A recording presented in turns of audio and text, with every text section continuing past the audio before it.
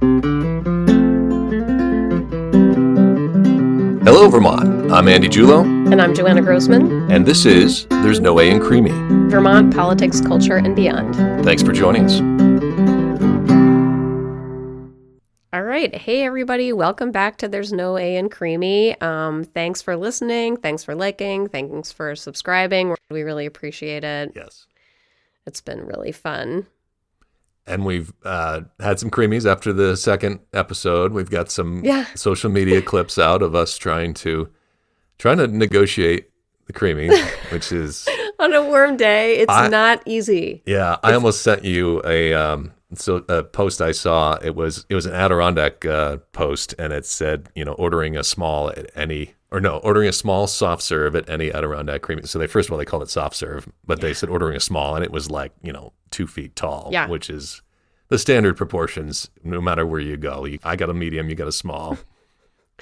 You tackled that thing like a pro. Like you understood intrinsically how to consume a Creemee, and I was like trying to prevent it from becoming like a chocolate mess all over my hand, and it was pretty funny. Well, we had the camera on and we turned it, and you talked about the podcast and and you ate your Creemee, upcoming guests, and I ate my Creemee and I grunted occasionally at the things that you said.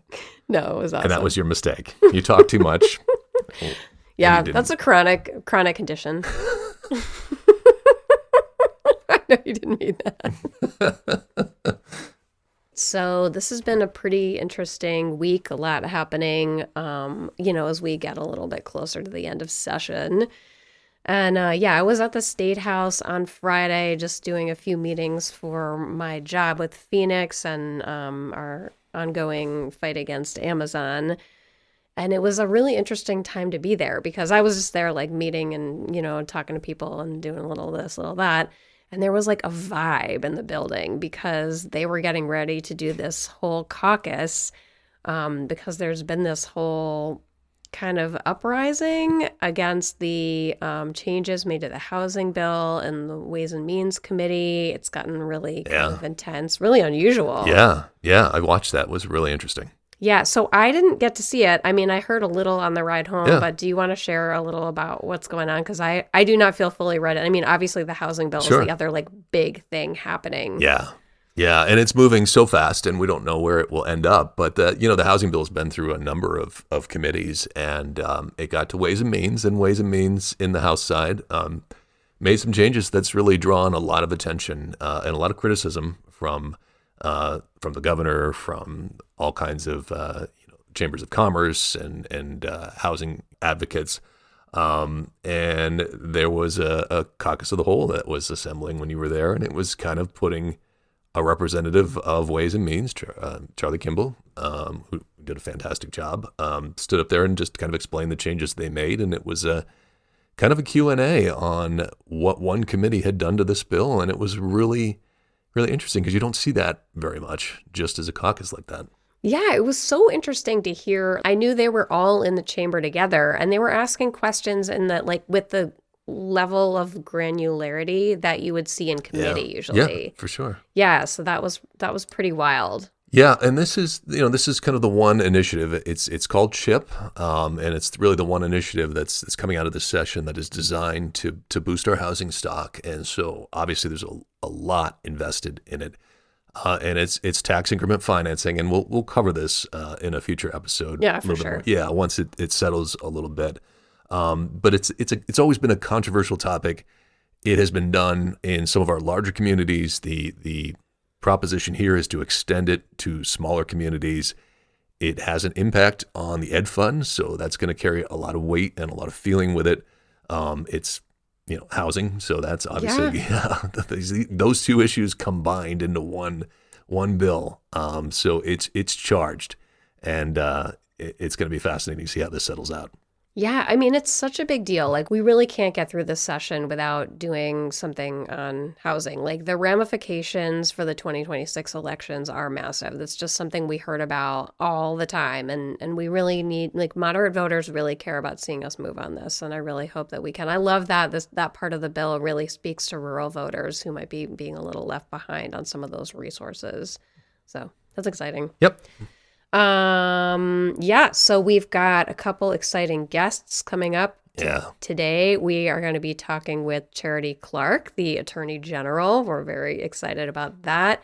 And pretty soon, we're going to be talking with former governor and former presidential candidate Howard Dean, Nice. who I'm a huge fan of, as you know. Yeah. So I'm really excited about both of those. Yeah, those are exciting guests. Yeah. What's going on with you, Andy? Well, I mean, we have. I've been working on my house.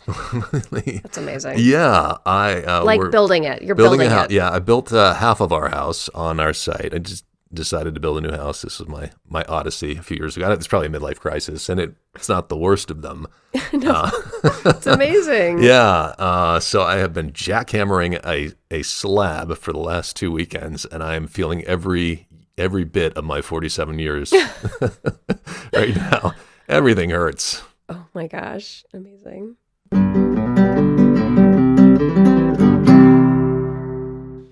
So we are super excited today to have Attorney General Charity Clark with us. Welcome to the podcast, Charity. Thank you so much for being here. It's my pleasure.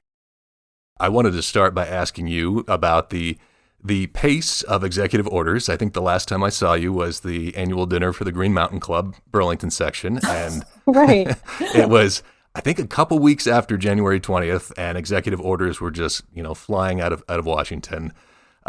How is the pace now? What do you anticipate over the next 3.5+ years? And are we ready for it here in Vermont?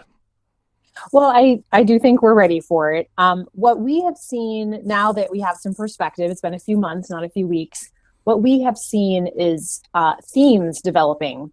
And so some of these lawsuits to us look very much the same. And in fact, if you kind of scroll to the end of the lawsuit where the actual claims, what law was violated, what part of the Constitution was violated, are listed, you will see that they look very similar to each other, most of these lawsuits. And so what I think is going to happen is when we have won our lower level fights, so usually what happens is we file a lawsuit and then we file a motion for preliminary injunction saying to the court, while this lawsuit plays itself out, please put a stop on whatever executive order is at issue so that the harm is not continuing. And we have repeatedly won those, and then they've been appealed. And those appeals are working their way to the Supreme Court. And so what I think is going to happen is eventually we are going to get clarity on the remaining lawsuits. And so I don't know what the strategy will be from the Trump administration, whether they're just going to kind of give up on some of those other lawsuits. My hunch is what they're doing right now is investigating what the boundaries of their power might look like. And so they're doing things that are pretty outrageous, pretty, in my view, gross violations of the Constitution and federal law. And they're doing that to sort of clarify how far they can go. So we're all learning how far they can go. So Charity, I think you already know, like I'm a serial campaign manager and I do a lot of, voter engagement in my work. And I'm really concerned about this challenge to voting rights that's coming down from the administration. I hear kind of varying concerns about, are people still going to have their right to vote? Is it going to be rescinded? Or are they going to have to get a passport? Can you tell us a little about the state of that situation? Well, let me start by addressing the executive order. The executive order, which we brought a lawsuit regarding, is unconstitutional. So I feel pretty comfortable that we're not going to be dealing with an election next year that is fraught with some of these un-American, I would say, approaches to election, restricting elections, restricting voters.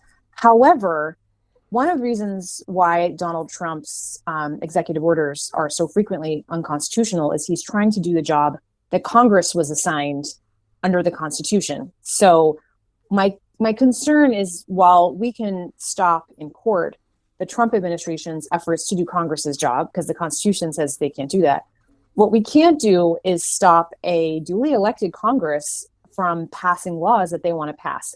And so if the SAVE Act were to pass, which reflects what this executive order lays out, that is what would give me some real concern. And I think it's really important for leaders to be amplifying what's in that law or bill at this point, and also what the actual reality and factual reality of voting by non-citizens looks like. Because we have seen this repeatedly where it's almost like a game of telephone, or not even telephone. It's more like a rumor in high school where it gets so amplified, or summer camp. I'm almost sitting on it here. It's like a rumor in summer camp. Like I went to the summer camp that had a ghost supposedly because someone drowned in the lake, and it was like little Susie Camper. And I'm like, this is what it feels like. This concern about non-citizen voting it's a joke. It's like it's so tiny, but especially in comparison to the massive disenfranchisement that the SAVE Act would actually be perpetuating on America. So that is a concern I have, which is why I think it's really important for people who care and for leaders to be thinking about the midterms and next year and making sure that we are supporting candidates who reflect those American values, like the ability to vote. It's so easy to spread that misinformation and so hard to correct it. Well, that's one of the reasons why I'm glad you guys are doing this podcast, is because, I mean, in Vermont, we have, we subscribe, my office, under my direction, we subscribe to a lot of newspapers here in Vermont. And I personally subscribe to national newspapers as well. But I think it's really important for us to be thinking about all the different ways we can be connecting with each other, because it's not like when we were kids and the newspapers were really robust. And so we got to be thinking outside the box. And I'm glad that you invited me so I could come on and talk to you about these issues that are so important to Vermont. My wife's a town clerk, and she always says, think local. And it's amazing. You go into a town clerk's office and you ask them to show you, they'll walk you through how they conduct voting and how secure it is and how seriously these folks take this. Oh, I always say our town clerk in my town, runs the town. Like literally, I was just taking a walk with a friend, and she was commenting on how the town clerk saw her and was just like the name of her dog is Stevie, and she's like, I think Stevie's dog license is up. Like, remember the name of her dog?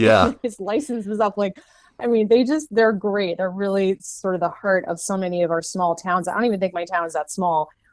So I agree with you. Town clerks they're something else. I think probably big cities, they wouldn't even understand, which so true for us who live in Vermont. I sometimes wonder what parties we don't get invited to because somebody doesn't have a zoning permit or their dog isn't licensed, and they don't want us in the house. Oh my God, that's amazing. Torches, who knows what. Right, that's right. So funny. They're so special. That's so real. When I did a Secretary of State campaign, we met a million of the clerks, and it was just, they're so magical, and they all seem to be so, their approach to altruism is so interesting because they're not coming in with an agenda. They just want to help you with whatever random thing you're coming into the office with, and they really approach it that way. It's extraordinary. Yeah, totally. So I wanted to ask you about the lawsuit against birthright citizenship, the executive order from the Trump administration trying to restrict birthright citizenship for non-citizens. I understand this is something the Supreme Court has heard a few times over the years. What is the angle of the Trump administration, and what threats do you see to Vermont residents from this executive order? This was really strange. To bring you back, this was literally day one. So this was inauguration day. We learned about this. The attorneys general, my colleagues in other states, and I filed a lawsuit. I think the next day, lawyers worked through the night, pulled an all-nighter to finish the complaint. But the reason why I say it's strange is that this is very obviously unconstitutional, really obviously a waste of time. And in fact, when the first judge who looked at this ruled, it was a judge who's been on the bench for 40 years. He was appointed by Ronald Reagan, and he said it was the most unconstitutional thing he'd ever seen. That's how bad it is. And we just heard argument in the Supreme Court last Thursday, I think, the United States Supreme Court on this. It made its way there. So it does make you think, what was the point of this? Surely it wasn't actually to be successful, although maybe it's just let's just do a Hail Mary and see if we can, this is our view and we'll see where we go. But to me, it kind of seems like it was almost a way to communicate to the country, here's our values. This is where we're headed. Yeah. And I think a lot of these have been like that, like the executive orders that don't actually do anything. And it feels like you're like writing in your journal, or like memo to file. And it's like I keep thinking of Jerry Maguire's mission statement or whatever. Remember Jerry Maguire, he writes right. It's a mission statement. It's not a memo. It's a mission statement. Is that what it was? I can't. So I just think that he writes these, like the executive orders, some of them literally don't do anything other than tell a commissioner or secretary, please take care of this thing for me, which is really an email or a memo, but it's in the format of an executive order. And it's really interesting to kind of think, I mean, as a political person, like I know you guys are, you're thinking like voting behavior, political behavior. It's like, what is he actually doing here? So, just to close the loop a little on the case, the Supreme Court is reflecting on this now and will have their ruling. I'm pretty sure they're reflecting on the preliminary injunction and not necessarily the whole case at this point. But I assume we'll have a decision pretty soon on that. So it'll be interesting to watch. Yeah, absolutely. Thanks for that, Charity. So I'm curious, you probably get this question a lot, but I'm really trying to think through as a, Democratic leader. I get asked all the time, what can we do? What can we do?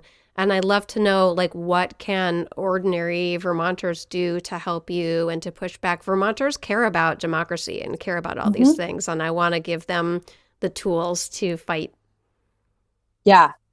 So, I kind of have a whole list, but I think first we have to keep standing up for our values. And that means participating in democracy, participating in our communities, and just keep showing up. So keep exercising your free speech, keep going to town meeting, keep supporting candidates, all those kinds of things I think are really important. And also remember, when you go to a protest or a rally, the people who aren't at the protest and the rally, they see you and they're comforted. They see their values reflected back at them and they're like, I'm not the only one. And it is, you're doing a service to people, to your neighbors, really. But the thing that I think is also really important that can't be overlooked is next year is the midterms, the congressional midterms, because Congress people have a 2-year term, just like your attorney general, they have a 2-year term. So they run every 2 years. And traditionally what we see is one party wins the presidency and then 2 years later, the other party wins Congress, the House. And we saw this during Trump 1. And if we can prevail, if we can follow that pattern, which is so lovely, I think that Trump's worst instincts will be tempered because the House will be there to say, that's just a bridge too far. Right now, the House has not really been standing up for things, even the rule of law, which is what we're all about in attorneys general offices. So it's a little disheartening to see that. So if you are an individual and you're thinking, we already have a great congresswoman, I don't feel worried at all that she's going to not do the right thing. But there's other pockets of this country that don't have that. Well, you can volunteer in those other pockets. Yeah. You can literally bring your friend and hop in your car and drive to Pennsylvania and knock on doors and stuff envelopes, make phone calls. And I think if you are passionate, if you are demoralized, why not look at the list of purple districts, pick one you like, and that's your race. You adopt that race. That's your person you're fighting for, you're amplifying, and your goal is to let the Democrats take back the House so that we can have that balance. Right now, we don't have that balance and we need it. I can see Joanna getting excited about that. I just love that answer. Thank you so much for that. I'm definitely going to steal that, but I'll credit you. Okay. So the courts have been kind of the hero of this early administration, and this is a tradition that goes back a long ways. The idea of constitutional review by the judiciary back to 1803. If you're a judiciary nerd, is that Marbury versus Madison? That is correct. Which they study in other countries, by the way. Is that right? That is how truly wonderful and American that is. It's a topic for law students in other countries. Is that page 1? And when you go to law school, of your first class, isn't? I mean, yes, in constitutional law, but I actually remember learning about Marbury versus Madison in college, taking a college class. It's like, so, but learning it as a law student was such a joy because You learn like the history. My professor was obviously extremely nerdy about Justice Marshall and Marbury versus Madison. So I felt like I had all the context of everything that was done. And I mean, we like picked it apart like it was poetry. I used to work for the National Park Service in Philadelphia, where the Capitol was before they moved, and it was up Right. until 1800, and the Supreme Court building was there, and people come in, oh, what did the Supreme Court do? And gosh, who knew? Before Marbury versus Madison, not a lot. You had to have some specific maritime law that fell into their jurisdiction at that point. But so I want to ask you about the principle of constitutional review and how important it has been, and we've seen it come to the rescue here in birthright citizenship, dismantling of the Department of Education, the federal funding freeze, which caused a lot of chaos. Are you concerned about the security of the judicial branch to continue to be able to be this bulwark against the executive and legislative branches? I have to say I'm not. Good. I really believe in this system that we have, and I really believe that even judges who were appointed by Ronald Reagan or Donald Trump are still agreeing with the Democratic attorneys general because we're the ones standing up for the rule of law. And we're not always going to agree. Obviously, this United States Supreme Court has had decisions that I think are a real head scratcher, and I don't agree with at all. But when it comes to the rule of law, that is a universally popular ethos among lawyers. And when you stop and think about it, first of all, this whole shenanigans is just an invitation to all of us to recommit our love for our country and what it means to be American. Our country is founded on these principles of the separation of powers, of making sure that we don't have a king, and balance of powers, federalism. Vermont is a sovereign state. We obviously started out as a republic, and then we joined the United States later. I mean, that is how independent we are and we view ourselves. And the courts value that, lawyers value that, the rule of law. And I don't think anyone takes kindly, any lawyer and anyone in the judiciary takes kindly to the idea that their power should be usurped by the president. And in fact, we've seen the Chief Justice address this in a speech. And then last December, he writes an annual report or whatever, a reflection of sorts.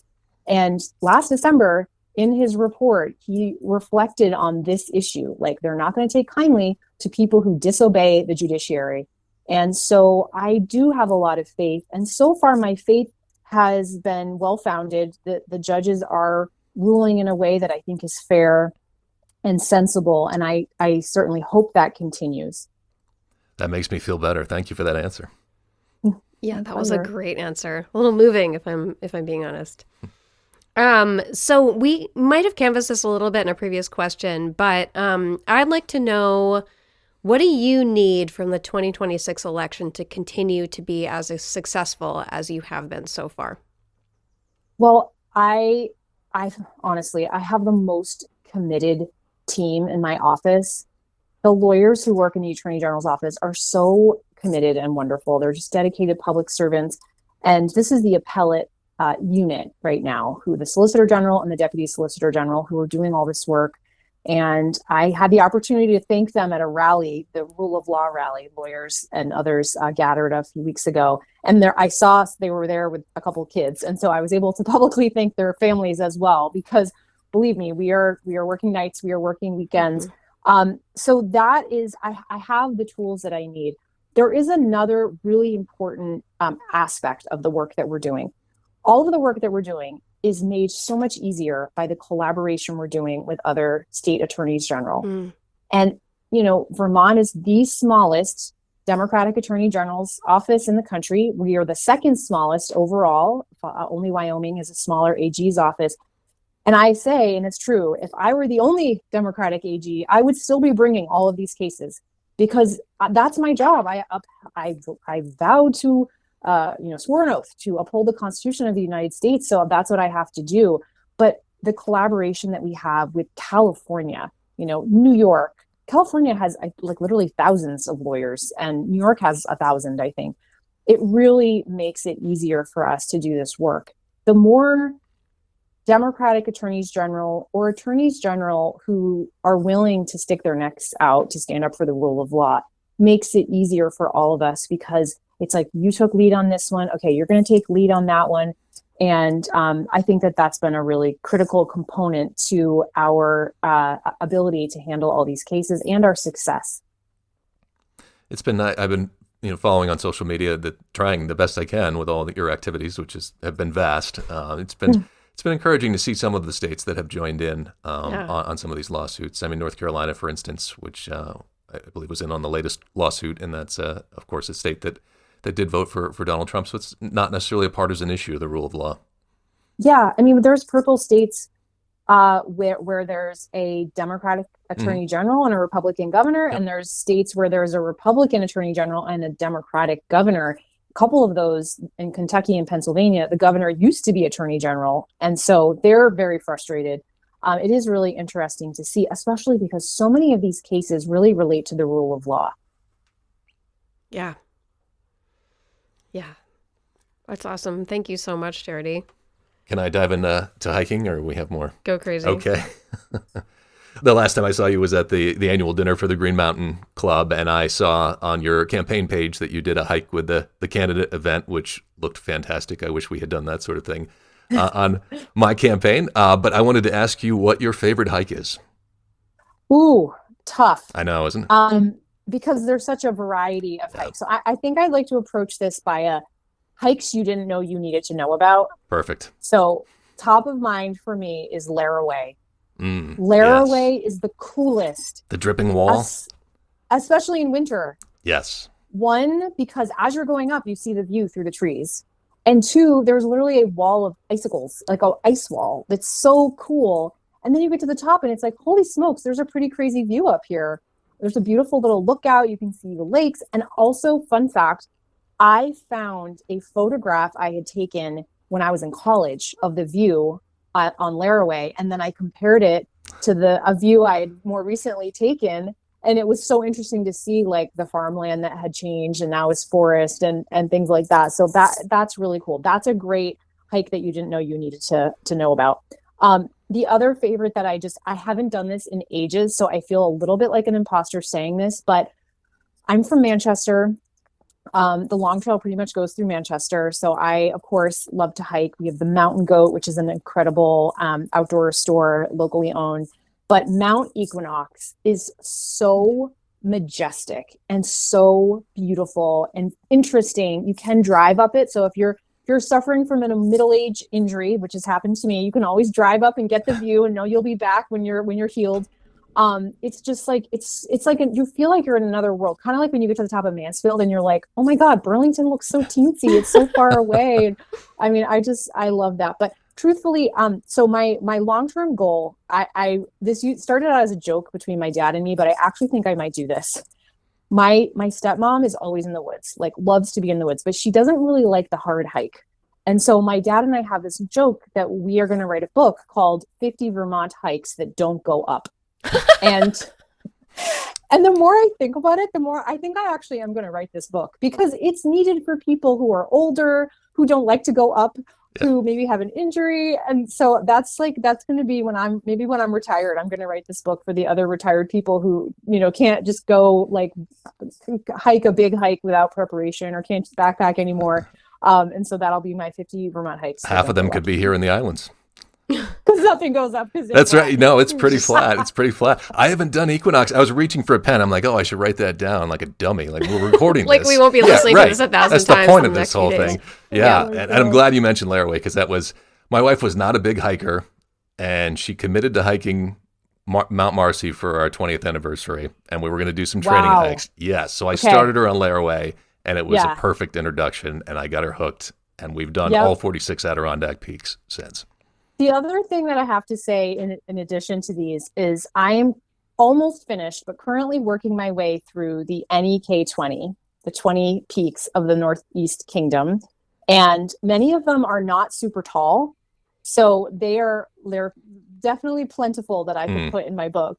But the Northeast Kingdom is it's such a jewel of our state. It's so incredibly beautiful, and it doesn't have great cell service. So you have to be prepared to like screenshot your maps. I remember when I was running in 2022, my campaign manager had pretty recently graduated from college. So she really was of a different generation. And we were kind of we were like going from Lyndonville to Craftsbury. Like it was a little bit of a not off the beaten path, but when you go to somewhere kind of new and then you're headed somewhere new. And she said, "Oh no, we have no cell service." And I was like, "Okay, reach into the door. There will be a pocket. In the pocket is a piece of paper. Pull it out. It's a map." And she literally was like, she really was blown away by the map. And that's how we found our way to Craftsbury. But there's some really beautiful hikes in the Northeast Kingdom. I've done a bunch in winter, but I'm just going to shout out to Mount Pisgah, which is so ridiculously breathtaking. And I know people who might be listening from Montpelier or maybe Burlington or even the islands are thinking, wow, that sounds really far away. And Charity Clark is here to tell you it is worth the drive. It is worth the drive. It is world class. And of course you can see Canada. So pretty cool. All right. Oh, wow. You've given me some to tackle. Charity, I feel like your book should be a campaign fundraiser. Oh, the proceeds will benefit my campaign. Yeah, that's what I'm seeing here. Oh my gosh. Once a campaign manager, always a campaign manager. Oh, I can't shake it out. It's like, that's so true. Yeah. Funny. So speaking of you and me being a campaign manager, when you were first running in 22, I was running Chris Winters for Secretary of State. And I remember very clearly we're like driving in the, for statewide, this, you're always driving all the time, right? Yep. And it's funny that you mentioned cell service because I had no idea how big the cell service holes were in Vermont until that experience. It's real. We hear you people. Yes. It's real. Gotta have a map. And so, we're in the car one day and we're listening to you on Vermont Public, I think. And that was like, you were like kind of just launching. And I remember you saying how old you were. We're the same age. And I remember you were saying that you're a mom. And there are not a ton of moms of school age kids in Vermont politics, actually.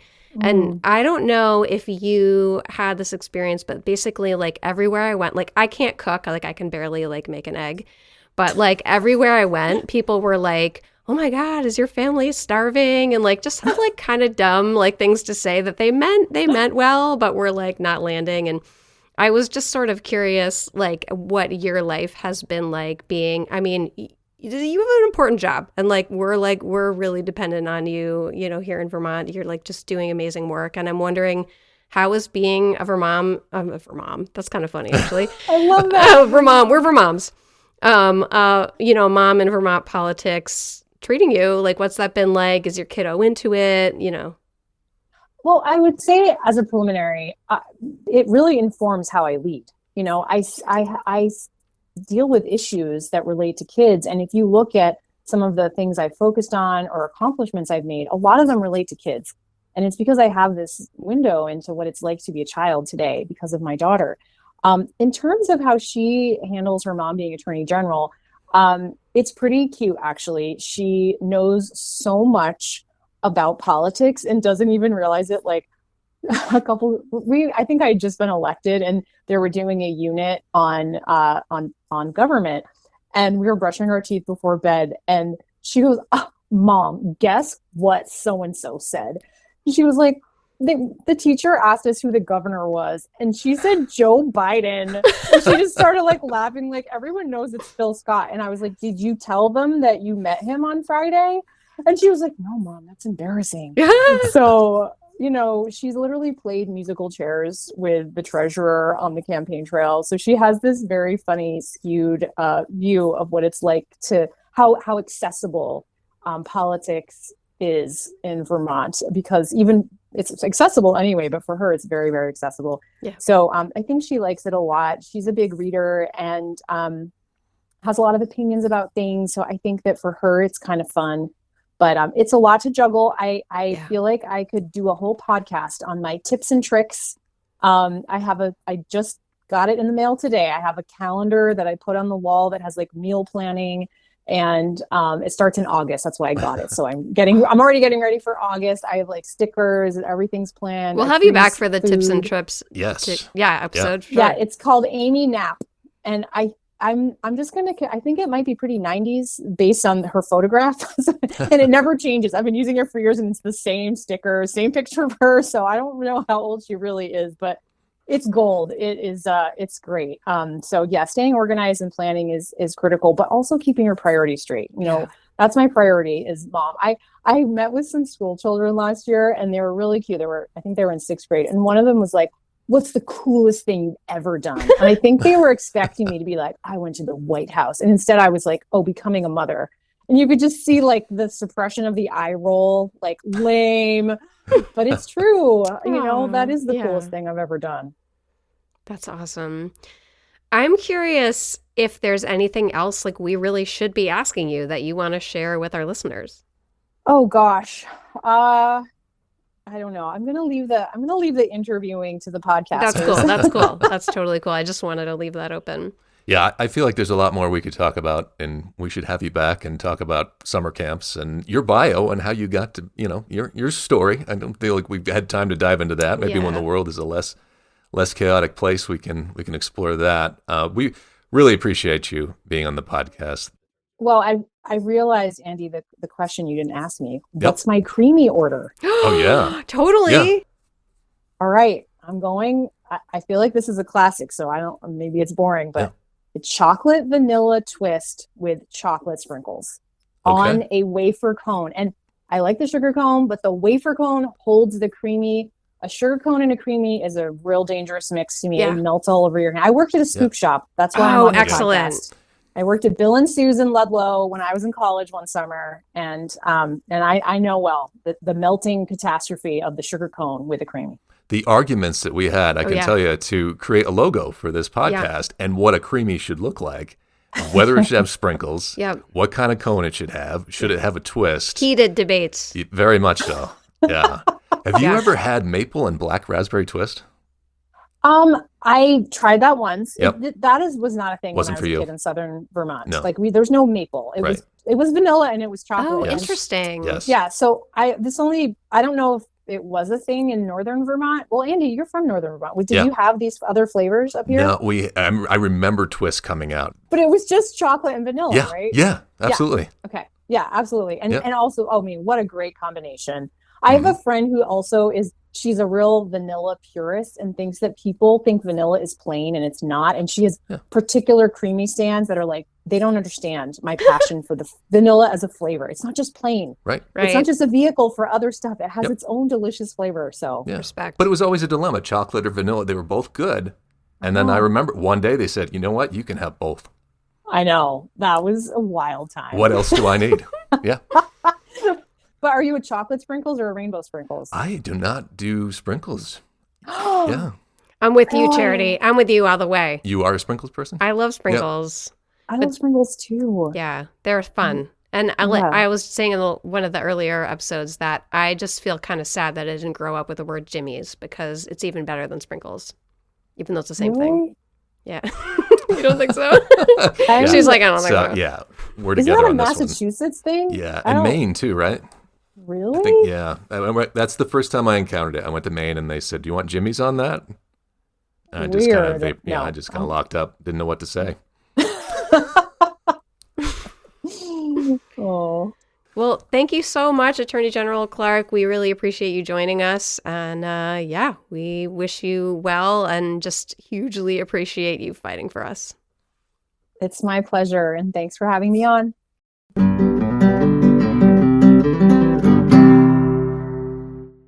Well, that brings us to the end of this episode. Thank you all for listening. Follow us between episodes for the latest updates on our socials at There's No A in Creemee on Instagram, Substack, and Blue Sky. And catch us on our next episode of There's No A in Creemee, Vermont Politics, Culture, and Beyond in Apple Podcasts and Spotify.